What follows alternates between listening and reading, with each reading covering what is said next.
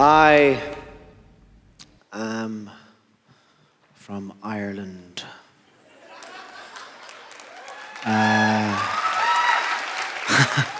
We are a country full of lunatics. There isn't a person in Ireland who's more than a first cousin away from genuine psychiatric illness. And I love it.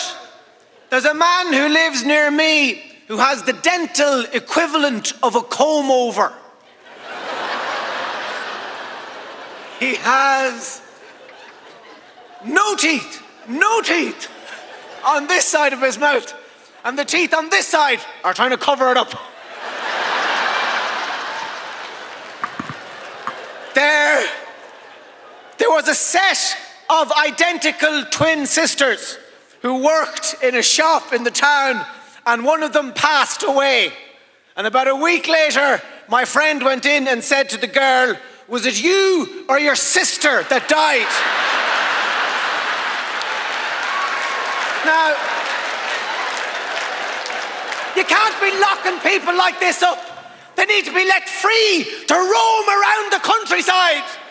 In Ireland, before we had psychiatric hospitals, all we had were open spaces.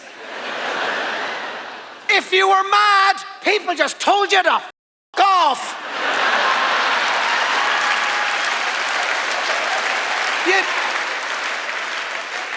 You'd spend the day running around a big field. You come back into town around 6 o'clock for a sandwich with the crusts cut off, 'cause you're mental. Never give a lunatic the heel of a loaf of bread. He'll take the eyes out of your head. And then back into the field to sleep in a tree with some sheep. I don't like sheep. I don't like them. They're too vague. They're all blurry around the edges. Where does the sheep even begin? The biggest fright I ever got in my life was from a sheep. And when I say sheep, you don't even know how many I'm talking about. That's how vague they are. There could have been one or thousands. There was one. I was up a mountain in the wilderness. And I felt as if the wildness inside me was being mirrored by the wildness outside of me. And I felt at peace. So I let a few roars out of me.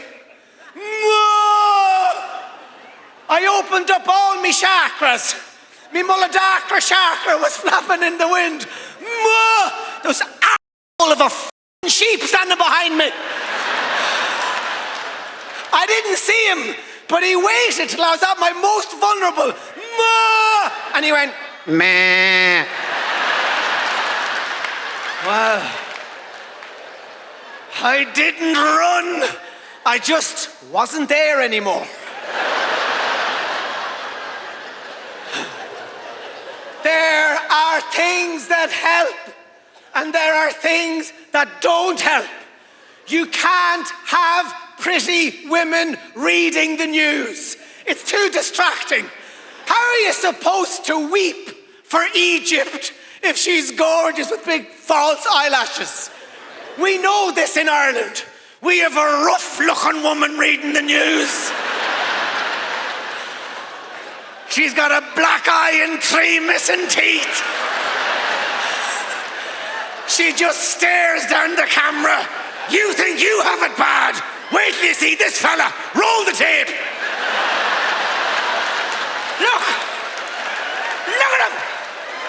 He's only got one leg and they're still shooting at him. Look. Now for the weather. It'll be pissing rain all week. I believe that alcohol helps. You need a drink Irish people do. When things are getting serious, it's when you need a drink the most. It's why we put St. Patrick's Day in the middle of Lent.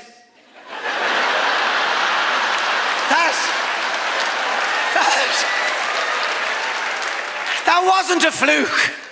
That's pure Celtic genius. We knew there was no way we were going to go 40 days and 40 nights on pancakes. We'd need a half-time during Ramadan, so we would.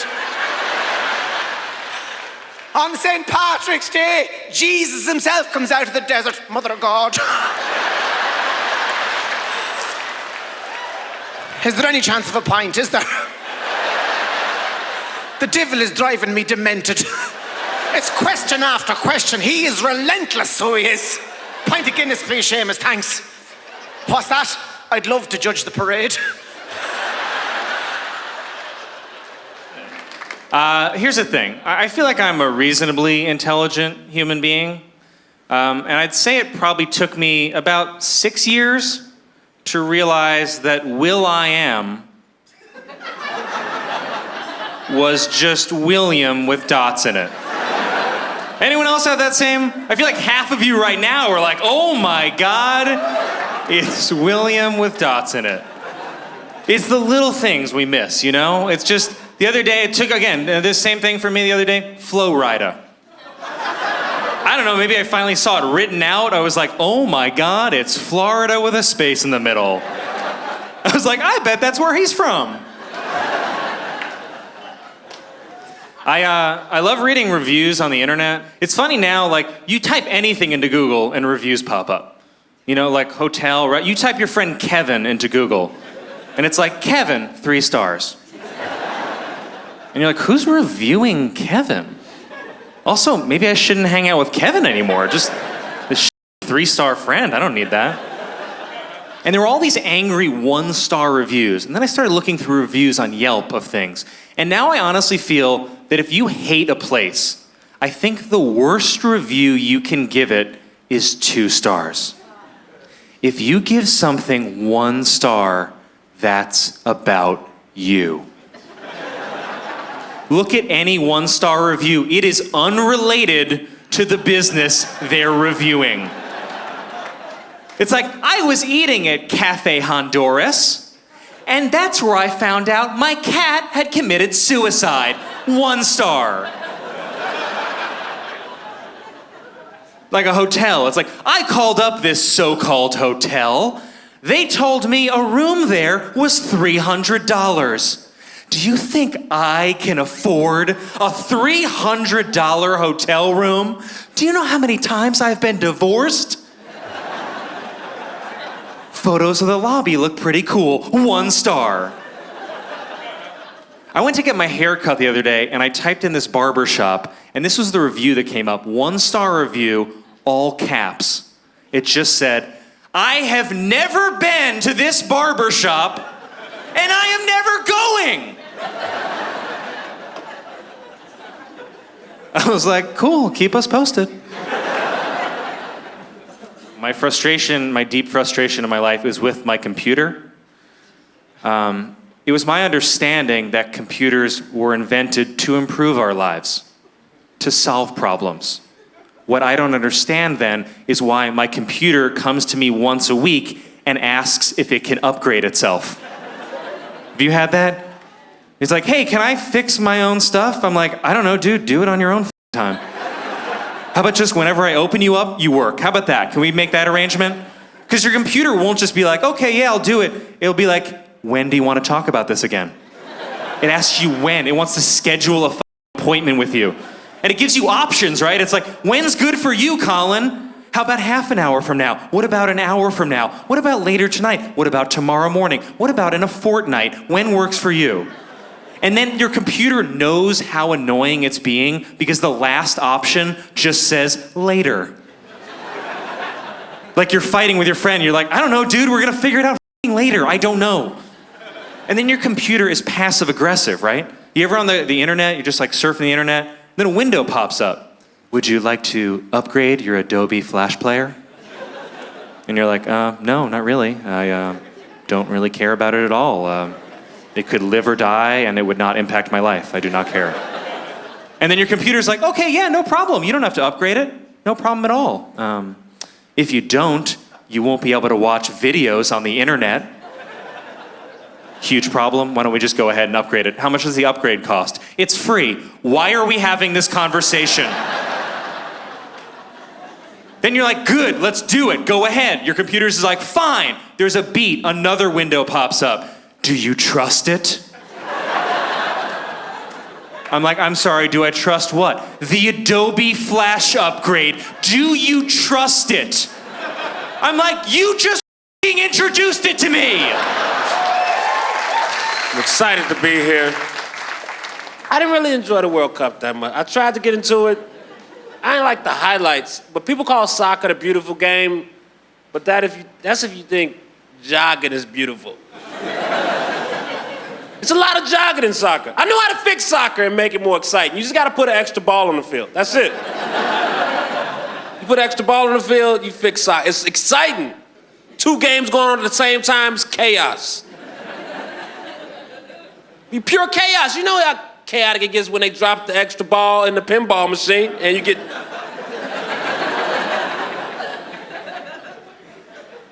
Not a soccer fan, not a baseball fan. A baseball game is good to go to if you got a friend you haven't seen in 8 years and you want to go somewhere and talk for a few hours without interruption. Let's go to this baseball game and catch up. Nothing's happening. You can just talk and talk and talk. Baseball sucks. One of the greatest achievements in the game of baseball is the no-hitter. That's when nothing happens. Oh, he was so good, nothing happened, man. You know how hard it is to make nothing happen in this stadium? Pitchers can just avoid their problems. If somebody's too good, you can intentionally walk somebody. Like, no, he's too good. Catcher, stand up a little bit, stand over there. All right, gonna throw to you for a few No, that dude's too good. I watched his highlights the other day. He might knock it out of the park. I don't want to throw to him. In basketball, if somebody's too good, you have to put 2 players on. Like, we gotta double team him. You 2 guard him. Which dude, coach? The guy with all the commercials and shit. All the parks aren't the same size in baseball, which is crazy to me. Wrigley Field is a different size than Yankee Stadium, which means it's different to hit a home run in Wrigley than Yankee. That's how they score points. And it's different everywhere. That's crazy. Can you imagine they did that in any other sport? Like, man, I love playing the Knicks because the rims at Madison Square Garden are 4 inches lower than everybody else. You can just dunk. I never can dunk. It's harder to dunk in LA than New York. It's way easier to get a touchdown at Packer Stadium. The field is only 50 yards long. I'm not a big baseball fan. I'm a huge fan of steroids, though. I'm a big fan of steroids. I love steroids. I'm flattered when athletes do steroids. Flattered. Thank you. Thank you for sacrificing your long-term health for my short-term entertainment. Hell yeah. Thank you so much.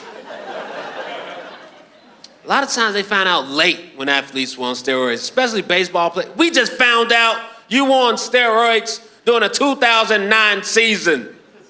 And let it go. It's been years. Let it go. What are you gonna do? It's over. Because you know what? That person was on drugs. They were probably hitting home runs, creating happiness, making people high-five each other. Like Sammy Sosa was on steroids, playing for the Cubs. He was hitting home runs. You know who was in the stands watching them? Probably a father and a son. And they remember that? Dad, remember when Sammy Sosa hit 3 home runs in 1 game?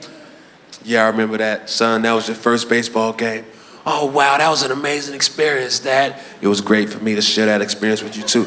I love you, Dad. I love you, too, son. Steroids did that shit.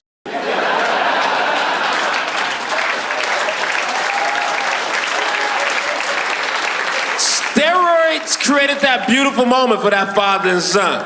So if you're against steroids, you're against family, is what I'm saying.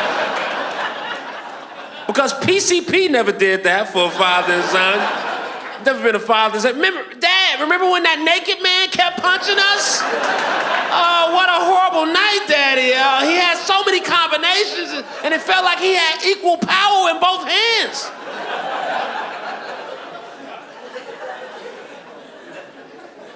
Sometimes they find out Olympic athletes were on steroids. We just found out you were on steroids during the 2012 Olympics, so that race that you won back then, you lost it now, then. We know that you won then, but now you lost. So second place that lost back then, they won now, then. And you lost. So now that you lost back then, now give us your gold medals back. You can say that I lost, you can shame me in the press, all that, but you wouldn't be able to get my gold medals. I'd make up, like, the gold medals? Oh man, I don't even have those medals anymore, man. What happened to the medals? Oh, dude, I got drunk and I just started giving them to little kids in Cancun, man. I was so drunk and they were selling chiclets, saying it was 1 in the morning, and they were the real champions. I gave them the gold medals. Well, Lance Armstrong was on drugs. Well, who gives a f? He's riding a bike. Let him ride his bike. Let that boy do drugs and ride his bike. Stop bothering that boy. And also, Lance Armstrong was able to become a millionaire riding a bicycle, so he's a goddamn magician in my eyes. He's a legend and a magician. How did he do that? How did he do that? How do you make any money riding a bike if you don't have a sandwich or a pizza you delivering to somebody with you? So, let that boy ride his bike. He's a magician. Also, of course he was on drugs. You see how long he had to ride a bike for? I take an Adderall just to clean my apartment. And even then, I don't finish. I just end up really focused on some weird from my past. My high school yearbook. Damn, I miss my friend Ken. Oh, my friend Torian, my friend Black. Oh, it's Scoop. Oh, look, debate team, football team, Miss Carter's English class. Damn, this place is a mess. I come to Canada like 6 times a year. And I think my favorite thing about being an American in Canada is that there is no depth to how stupid you feel we are capable of being.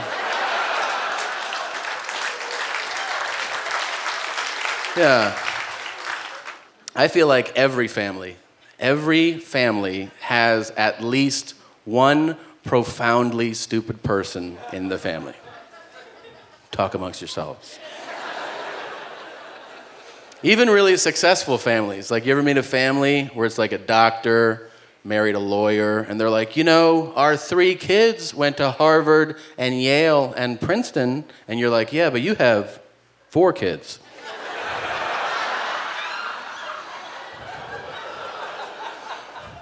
Don't you have somebody that you call, like, just to feel smarter? You don't have somebody like that? Like, you're having a really bad day, you're like, oh man, today sucks. I'm gonna call my cousin Brian. That's not your cousin, Brian. I'm talking about my cousin Brian. If you guys are like, I don't have a cousin Brian, I was talking about my cousin. I called him a few weeks ago, and I was like, what's up? And he goes, just putting together a list of the smartest animals. And I was like, oh, yeah, well, just sure. For your research, I get it, yeah.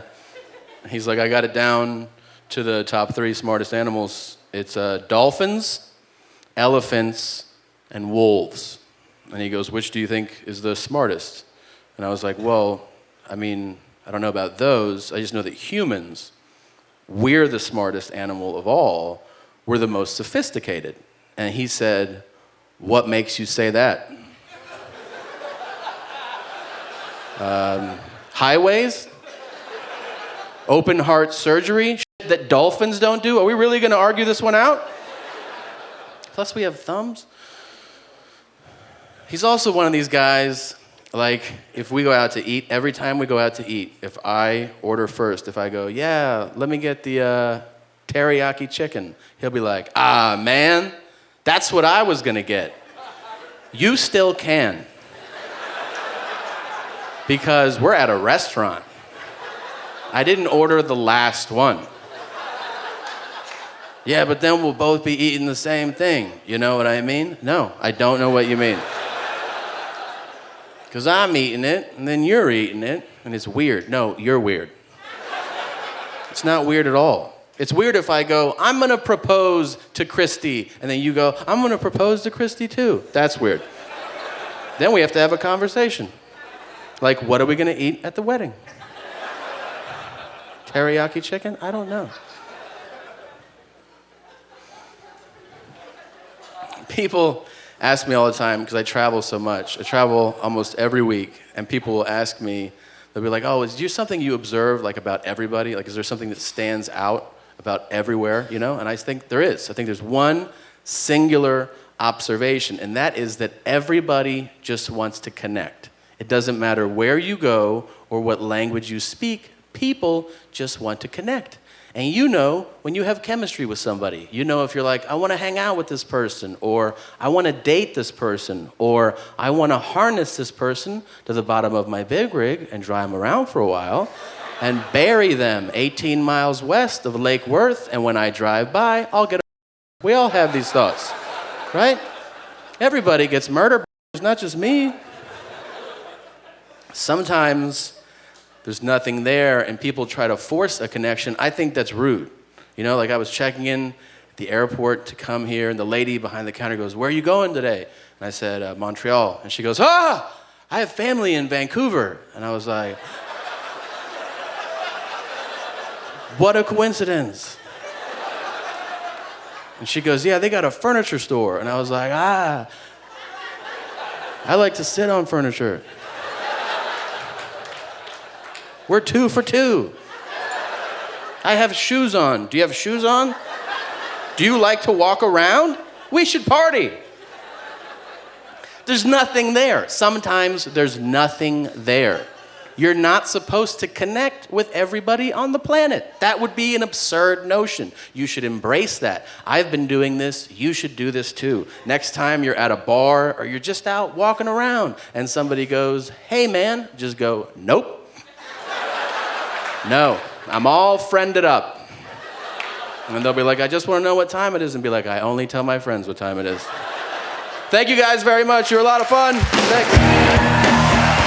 Good evening, everyone. Or as the French say, good evening. No, it's bonjour, bienvenue. Yes, yes, I'm learning. I'm trying to practice my French. The most romantic language in the world. I know why the accent is romantic as well, but it is. It's funny how every accent has its own connotation to it. You speak with a French accent, you are sexy. How are you, ladies? And then there's some accents just have no sex appeal to them at all. You know? Like the Russian accent. There's nothing sexy about it. Everything the Russians say sounds dangerous and menacing. Doesn't matter what they say, because they've got that thing. Yes, I'm Russian, go to kill you, break you. Destroy your family. Like, even if Russians say nice things, it still sounds dangerous. They still go, yes, fluffy rabbits and teddy bears. What? It's like that weird thing, like the Russian accent is so... And you know, like, the crazy thing about the Russians is everyone in the world is afraid of them. Everyone, no matter where you go in the world. You know the Russians are frightening because they're the only country that makes America think before doing something. Everywhere else in the world, America acts when something happens. When Russia does something, we think about it. Yeah, you saw the whole thing that happened with that plane that was shot down, the Malaysian flight. The Ukrainian rebels shot the plane came down. You know, America came out, Barack Obama, he was there. He's like, we gotta find out who did this. We're gonna come down on them like an iron fist. We're gonna let them know what time it is. I'm paraphrasing. And then everyone found out it was the Russians that supplied the Ukrainian rebels with the missile that shot down the plane.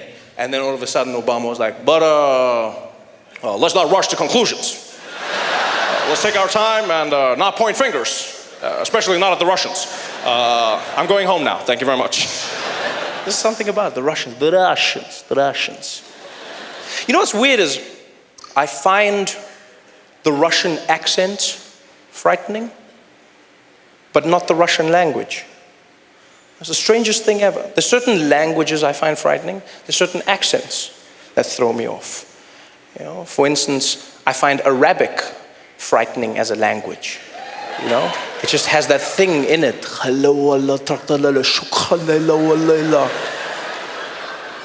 The guy could be saying anything. We're talking about Candy Crush.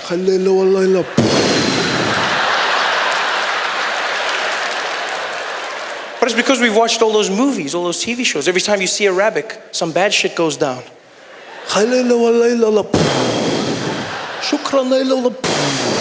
It's never something cool or sexy, you know? It's never like, it's never that.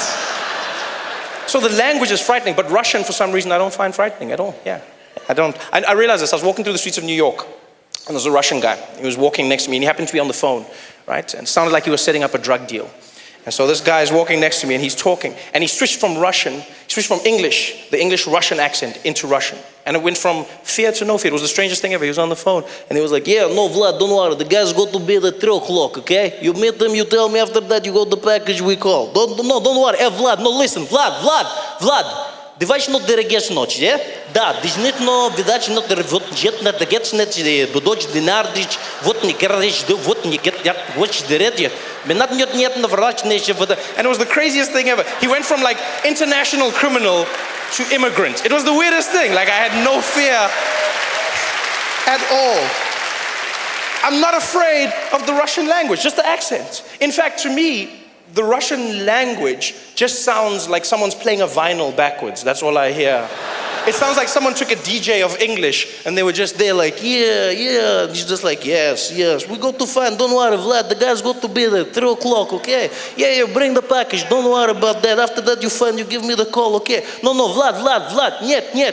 Ведь ночь get вот на жит ради ждет, вот не get на жит, вот ночь, овет ночь, вот значит, вот держи, вот get that, it ночь, bit not bit, a bit Russian.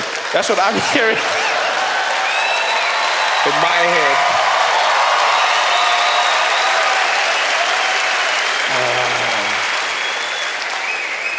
And if there's any Russian people here tonight, I'm joking. Please, I don't want to have issues after the show.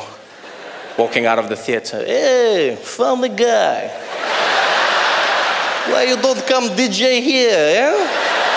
Wiki, do it again.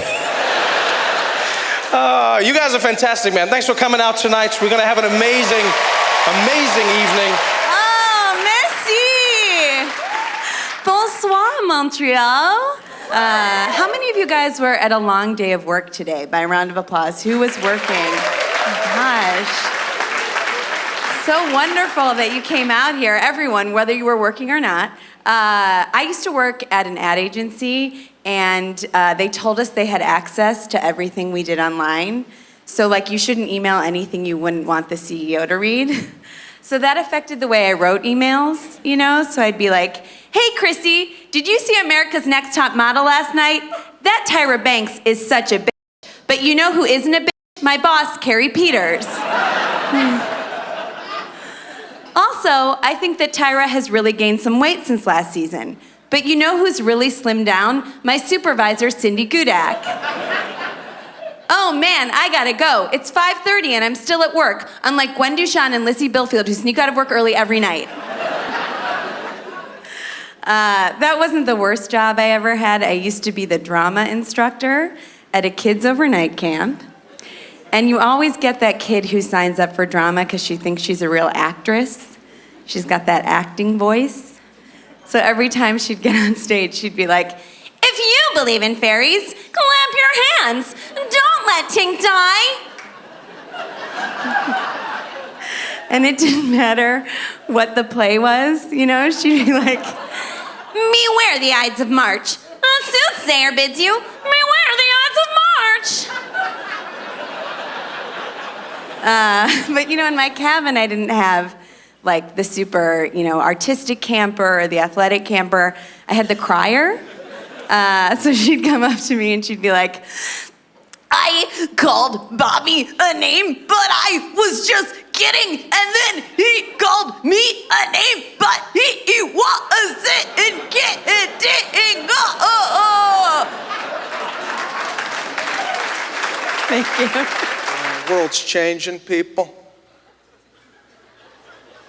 I got a problem with customer service. I don't know what's going on. People got no passion anymore in their work. I don't know. I've been working since I've been 8. I was watching cartoons in the living room. My Italian father came in. He's like, hey, go start a business. Now?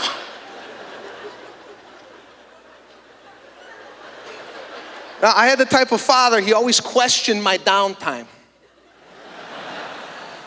I couldn't take a nap, nothing. He'd always ask me, hey, listen, how long you get for lunch at school? How long? I'm like, I don't know, about an hour. He's like, well, how long does it take to eat a sandwich? I'm like, 10 minutes? He's like, don't you think for the extra 50 you could generate some revenue for this family? So I've been constantly looking for work. I was an altar boy on Sundays. You didn't get paid for that, right?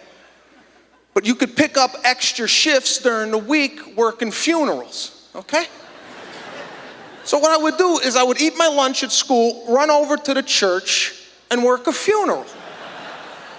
All the other kids eating their sandwich, having fun, meeting other kids. 12 years old, I'm over a corpse with incense.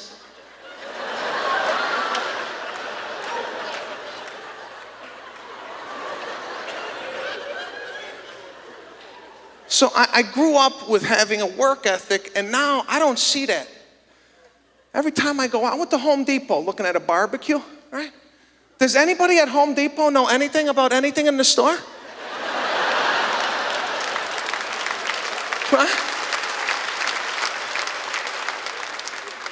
So I'm in the barbecue section. A woman that worked there kind of fell into the section.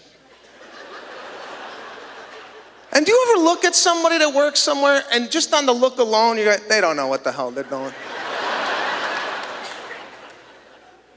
But I lobbed one in. I said, let me lob one in, see where she's at. I said, excuse me, you know anything here about the Weber? She's like, I think this one. I go, oh, you're gonna make it up?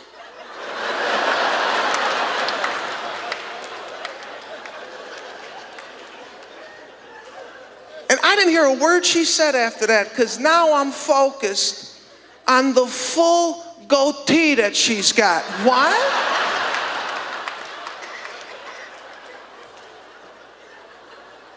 Now, if you're a woman and you want to grow out a goatee and work at Home Depot, fine. But shouldn't you be in the back on a forklift or something? Handling sod?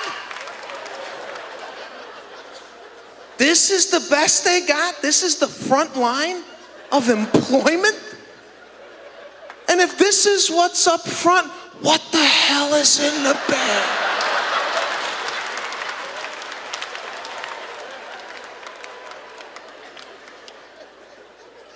It's an epidemic, man. I was over at my buddy's house. We were talking about things, right? I got a friend. He's got a lot of weapons at the house. I don't know if you know anybody like this. Got a lot of weaponry, right? He's got a compound bow and arrow in the house. I go, now, if you don't know what a compound bow is, the arrow travels at about 100 yards per second. It could take out a timber wolf, no problem, right? I'm like, John, what the hell you got this in the house for? He's like, you kidding me? It's for home invasion. Home invasion?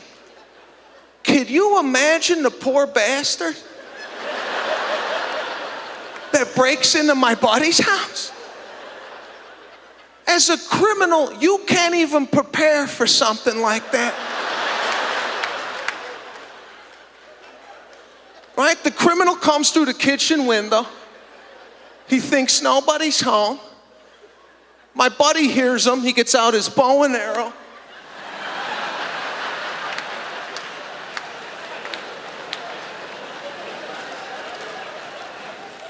Criminal's in the living room, suspects nothing, right? Then out of nowhere, do you know how that screws up your mind? You gotta look down and process, I got an arrow hanging out of my chest right now. Did I break into an Apache's home? Are there Indians here? Is this a casino? What the hell's going on? You guys have been great. Take care. Be good. All right, everyone. Thanks. Calm down. Yeah. Oh. Oh. Well, it's good to be here. I do voices and stuff. This one's mine, though. This one's not a joke. I hear it, too. I was taking a shower the other day, and I was talking to myself, and I realized, darn it, I'll never be able to play that sexy chick in scary movies in the shower scene when the killer's about to kill her, because she always has a really hot voice. You know, like the killer walks in just, Hello, who is it? Who's there? done. That's a knife. But I think if a killer heard my voice in the shower, I really think he'd just be weirded out. You know, he just walks in, just, hello, who's there? How's your day going, huh? Oh, man. Yeah. He'd be like, never mind, this is weird, I'm going home. Come back, I got bubbles. Oh, jeez. I used to work at Forever 21, a girls' retail store. I would take good care of my zone of clothes. I folded everything. Nothing was on the floor. Then I got girls that would run in there like, This is a dumb shirt, throw it. Good catch, Tiffany. Swim in the clothes, yeah. stop it, they're not bubbles, stop. But when I was in an angry mood, I can always count on my Japanese girls to walk in the door and brighten my day in an instant. If you ever see a pack of Japanese girls and their friends, man, they're like a little cartoon. They just get so excited about stuff. They'd run there, Oh, look at this scrunchie, it's so cute. Oh, let's both buy one together, you're my best friend. Hai no songayo kita. Hai kono cho nakita na. Hai kono cho nayoko nayo close. wow, life is beautiful. Thanks, Japanese girls, thanks. I wrote that song. That's what I need, some Japanese friends, huh? That'd be nice if I'm ever feeling sad, just call one up. Hey, you there? Hello, kitty. Yeah, thanks, great. I also really want black lady friends in my life. Man, that'd be the best. They make everything sound so exciting. One time I was in an elevator with a couple black ladies, and all this one lady said was, yeah, let's go do that. I was like, oh yeah, let me follow, that sounds fun, yeah. But I bet if that happened in real life, you'd be like, you're tripping, Melissa. I'm like, no, I'm standing. I don't know what you're talking about. I don't know what that means. My favorite impression to do has always been Owen Wilson's. Owen Wilson's my favorite.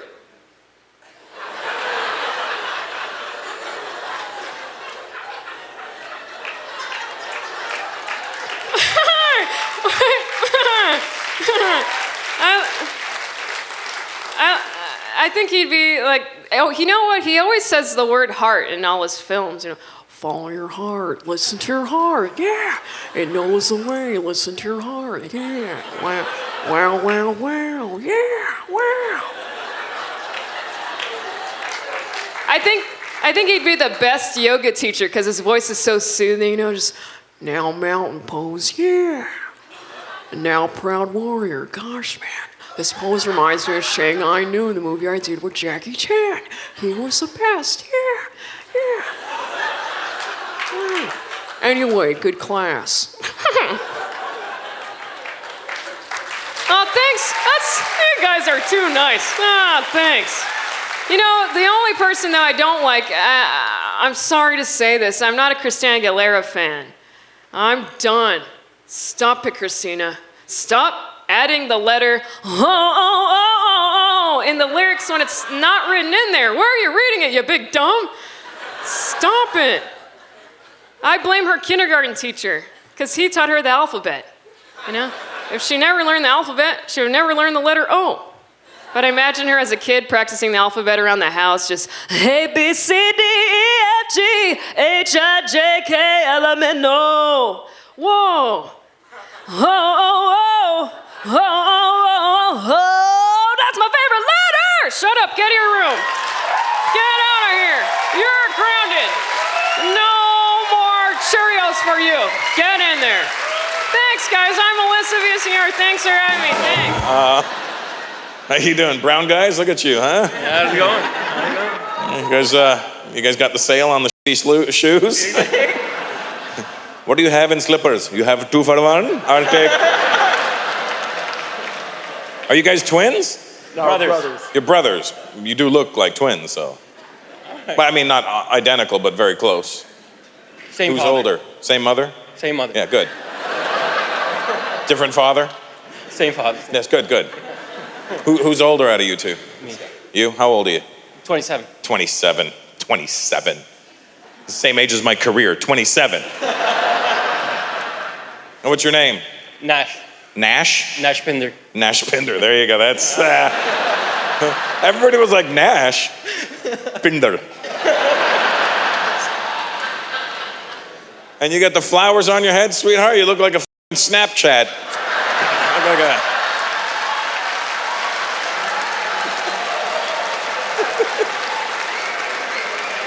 It's her fault. It's her I didn't fault? want to wear them. I did not want to wear them. She made it for me. But you still so I wore them? it. She made it for me. She looks amazing. Yeah, she does. Well, it'd be funny if she just went, and then like a dog face came out, like just like on. It's a Snapchat reference for the older folks. You have kids? Do you have kids, ma'am? How many kids do you have? 2? What do you got? Boy and a girl. Which one do you like better? Boy or the girl? I like them both. You like them both? That's not really the question. That's not a...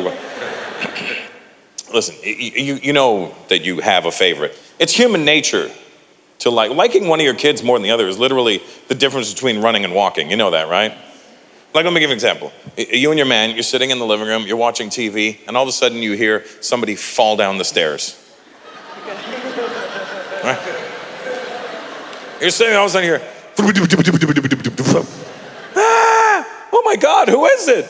It's me. Oh my God. Right? Okay. So you're sitting there. All of a sudden you hear, oh my God, who is it? It's me. Oh, for sakes.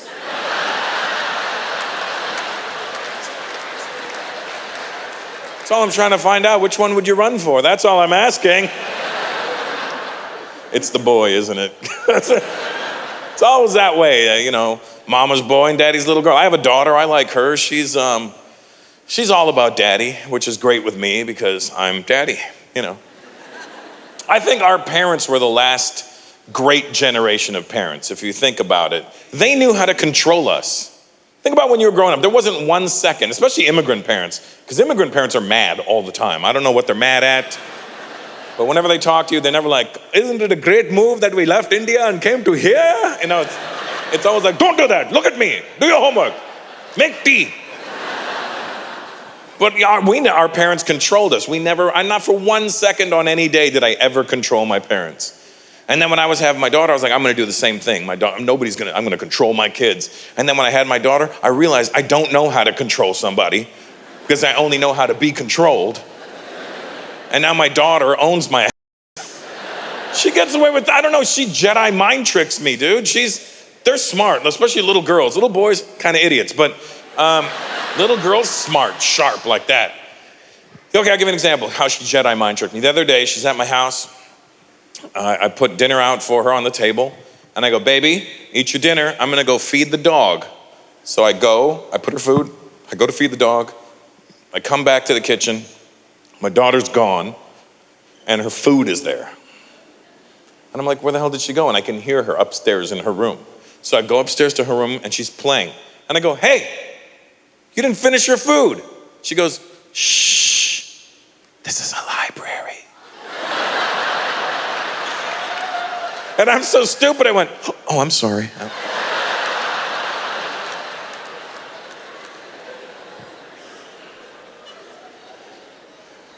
They're smarter than us. They know they get away with things now. We never got away with things growing up. Like she was lying in her bed, my daughter was lying in her bed watching Frozen.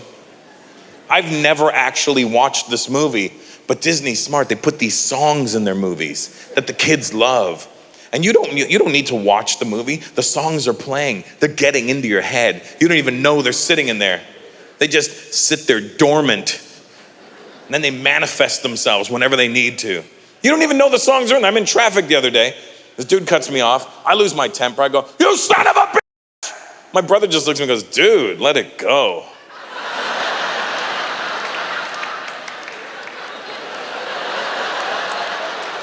Let it go. So anyway, my daughter's lying on her bed while I'm watching Frozen on her iPad. And I'm one of those dads who's very excited. I'm always excited when I see my daughter. I don't want to be a cool dad. I don't want to be the dad that's like, "Hey, so listen, why don't we have a conversation?" No, she's a child, and I'm very childish, so it works out really well.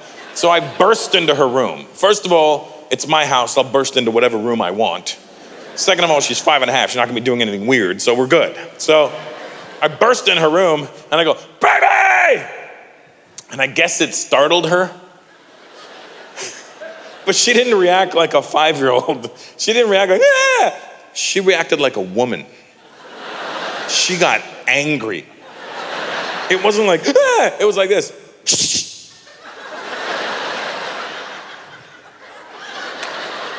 Without using any words, she went, "Do you not see what I'm doing?" And she got so angry that it made me laugh. And the more I laughed, the angrier she got. Like a real woman. Next time your woman's yelling at you, I dare you to laugh. Just, they get worse. "What are you laughing at?" "I don't know. But this is awesome. Because my happiness is making you angrier." And I started laughing, and the more I would laugh, the more angry she would get, and the more angry she would get, the more I would laugh, until she was just finally like, "Daddy, stop it!" And I go, "I can't, you need to break this chain." And then I started thinking about it. There wasn't one single time in my entire life, even at 46 years old, that I could have said to my dad, "Shh." That would not have ended well ever.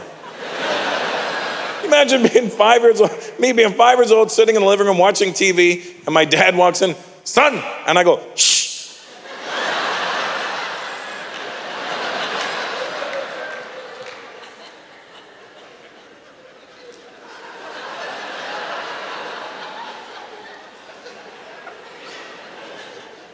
"You don't shush me. I'll throw the TV at you."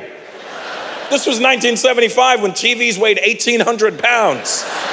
When it was more than just a TV. It was a TV, it was a speaker system, it was a shelving unit, it was a turntable on top, it had an 8-track player, cassette deck, it held records, phone books, it had a doily that ran across the top with a vase with plastic flowers in them.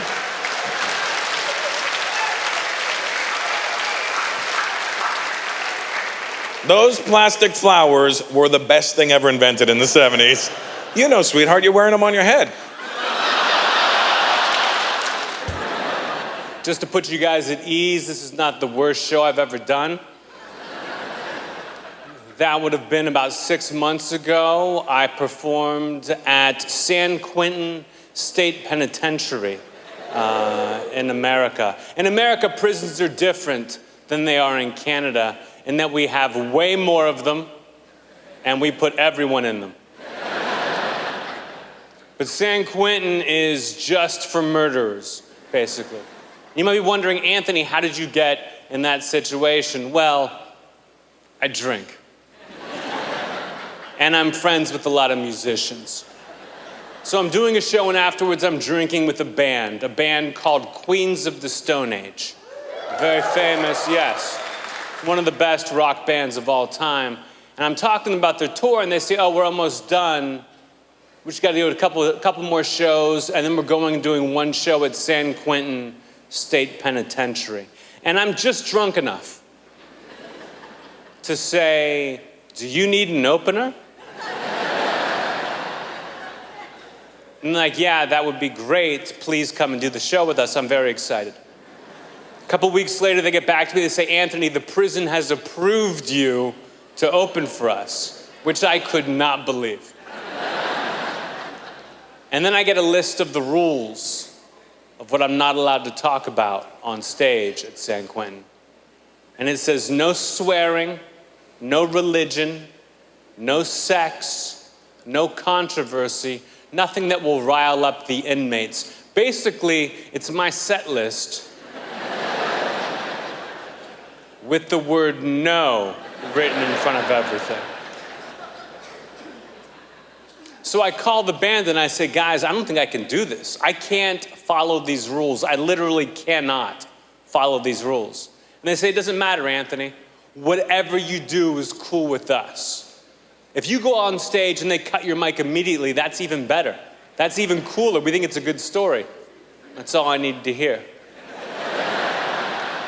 So I fly over to the prison with the band. We drive into the prison. We get out, and again, everyone is a murderer. And it's not a prison like everyone's behind bars. It's like a college campus where murderers are just walking around freely as if they have somewhere to be. I'm trying not to pay any attention. I'm just hanging with the band back in the corner. It's about 10 minutes before showtime. And all of a sudden, I look up, and there's 4 guys surrounding me holding shotguns. They work there. But they're looking at me like I'm about to try to escape. And then another guy walks up and gets right in front of me and goes, Anthony, I'm the warden here at San Quentin State Penitentiary. And I say, nice to meet you. He doesn't look like it's nice to meet me. He says, Anthony, music is one thing, but comedy with prisoners like this, I don't know. We just watched some of your stuff on YouTube. It's offensive, which is what makes it funny. You're my favorite comedian. But with these guys, I don't know, it could go sideways. And I realize he's trying to get me to step down, to say I'm not going to perform if it's going to be a problem, which would have been fine a couple hours before I got in a flight. So I say, Warden, listen, I've had things go sideways all the time. Not a problem for me. What do you want me to do? You want me to do less time? What should I not talk about? And he goes, I just don't know. I don't know that stuff on YouTube. And I feel like, you know what? I'm a professional comedian. I can diffuse this with my sense of humor.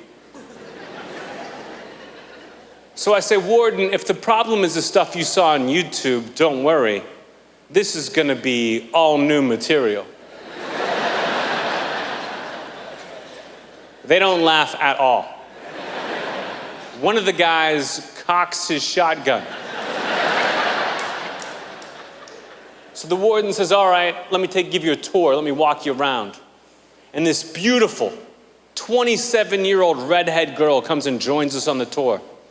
The warden turns to us proudly and says, this is my daughter. This place is so safe because of me, I can bring my daughter to come watch the show. I'm thinking, you can bring your daughter, but I can't tell a joke? So I pull the warden aside and I say, listen, the show starts in 5 minutes. Let me be a part of this evening. Let me just go on stage and introduce the band, and then I'll leave. The warden shakes my hand and says, thank you, I'd appreciate it. Keep in mind, that is not what I am going to do.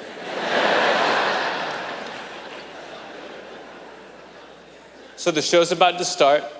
I'm standing in the wings with the band, and the band's trying to reassure me. They're like, Anthony, don't worry. Do whatever you want. We're cool. Okay. This old lady gets on stage. She works for the prison. And she says, I want to thank everyone. I want to thank the crew for putting this together. And now, she turns and looks me right in the eyes, says, and now, a very nice young man, Anthony. Now, I don't know if you've ever performed in a prison before, but that is the worst way you can be introduced. I walk onto the stage with 200 murderers whistling at me. I take the microphone and I say, listen, my name is AnthonyJesselnik. I've been doing this for 17 years. I'm a famous comedian. So if you haven't heard of me, you must have done something pretty f***ed up.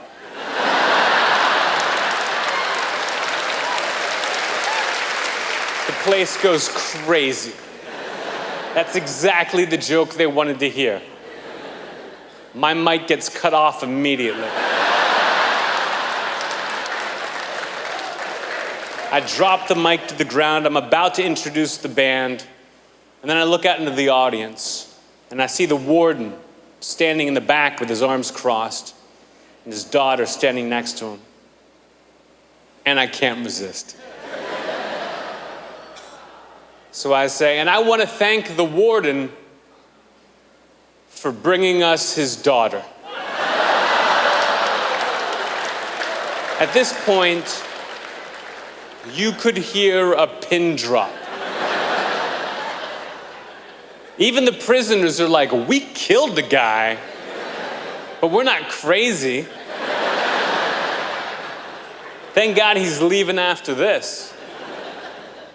I introduce the band. The band walks on stage like, we should not have told you to do whatever you want. They go up, they start playing, they're amazing. Someone taps me in the shoulder, I turn around, they go, Anthony, the warden wants to know if you'd like to go watch the show with him. I'm not falling for that. I say, I'm good right here. The show ends, the band gets off stage, they go, let's get the hell out of here right now. I agree. We go to run into the van, and someone grabs my arm. I turn around, and it's the warden. He's very seriously, he goes, Anthony, I just want to say that next time you come to town, my wife and I are going to have to come out and see you. And I said, warden, the next time you see me, I'll be humiliating you on television. Thank you, man. Trying to get it together, man. I'm trying to lose weight, man. I'm 37. My body's past warranty. Trying to lose weight. I'm closed for renovations. That's what I tell women. You want to go on a date? Nope, we had to shut it down for a couple months. Come back in December. It'll look nice. We're going to put in a six-pack. It's going to look nice. Try to lose weight. Lose weight is one of the most expensive things you can ever do. Like, to eat healthy, it costs money. They don't tell you that. I had an $8 smoothie. Why? It's fruit and ice in the cup. How is this $8 smoothie so expensive? I'm surprised rappers don't talk about them in their songs. I see rappers now. I ain't impressed with your jewelry. I want to see you pour some kale out in the club. Do that. That's how I know you got money. We drinking kale. We got kale. You some naked chick covered in soy milk. It's just drizzling down.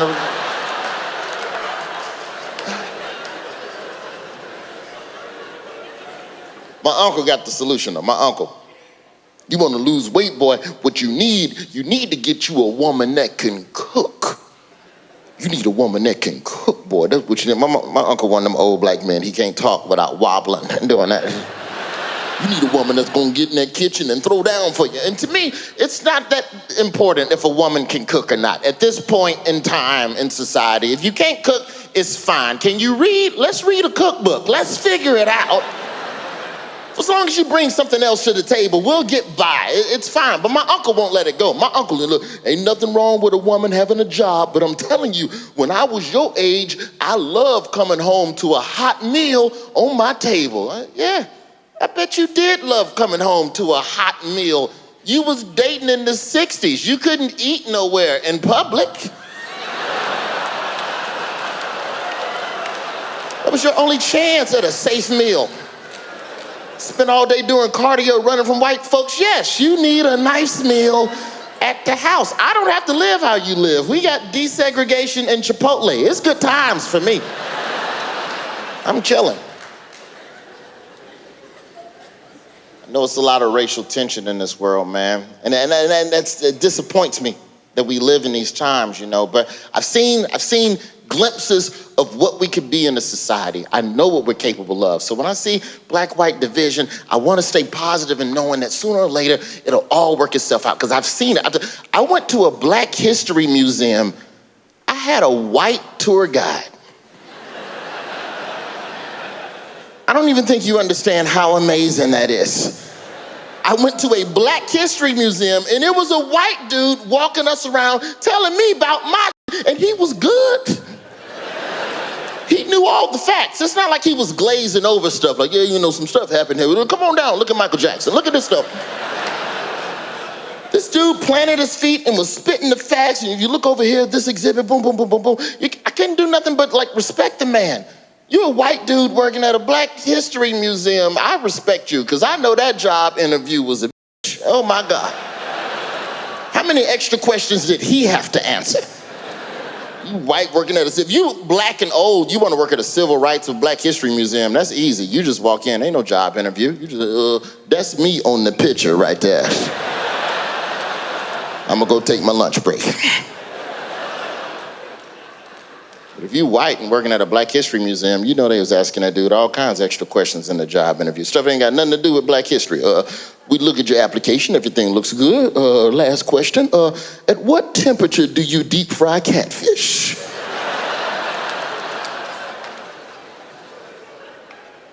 The bigger question though is, would you want a Black tour guide if you went to a Black History Museum? White people, would you want a Black dude taking you around? I mean, it might be more authentic, but you just gotta know you risking some stuff, because that brother might have a nervous breakdown mid-tour. You don't understand, a Black History Museum is emotionally, it's a dark place to go, and you got a Black dude taking you around, he might have flashbacks in the middle of the tour and just cuss out everybody. Is that fair to you? Okay, everybody, if you could just look over here, this next exhibit, this is a 18th century plantation home, and next to it, that's the slave quarters, and that's where you mothers kept my people. Get your ass out my museum, cracker. And it's just people crying in the lobby. That's not fun. It's tough times, man. It doesn't matter how you feel about race relations in this country. You can't tell me something is wrong. I don't know if they're doing it in Canada, but in America, man, they got Black people blocking the freeway. They're so frustrated. And even if you don't agree with that, you just got to acknowledge something is wrong if that's the idea you've worked your way down to in form of protest. That's insane. I mean, think about that. We live in a world now where Black people on the freeway is a legit reason for being late to work. You literally could just walk in your job tomorrow. Sorry, I was late. There was some Negroes on the freeway. I couldn't get past them. It was just crazy. Couldn't swerve. It was all 4 lanes. They was on the freeway. You know, there was the first white person to use that as an excuse when Black folks first started blocking the freeway. You know his boss didn't believe him. That dude got fired. Turner, you're late again. What's your excuse this time? Listen, you're not gonna believe this, but there's Negroes on the freeway. Don't nobody believe that, Turner. Get your ass out of here. You're fired, you son of a bitch. That's not even the worst part. Worst part is that dude got fired, and then he went to his next job, and now he had to put down reason for leaving on the job application. You in a job interview, you gotta explain why you was late at the last job. I'm noticing your paperwork here. It says that you was late a lot at your last job. You want to explain to me why you were late? You're not gonna believe this, but there's Negroes on the freeway. I'm sorry, what did you say? It was Black people blocking the freeway. Okay, and how did you handle that situation? Well, you know, there's a lot of different ways I could have handled it, but I figured the best thing to do was to sit there and be inconvenienced and just reflect upon the society that we now live in. It leads people to think that that's the only option. That means the system is broken. That's a very good point. You know what? You're hired. Welcome to the Black History Museum. I gotta go, man. Thank y'all.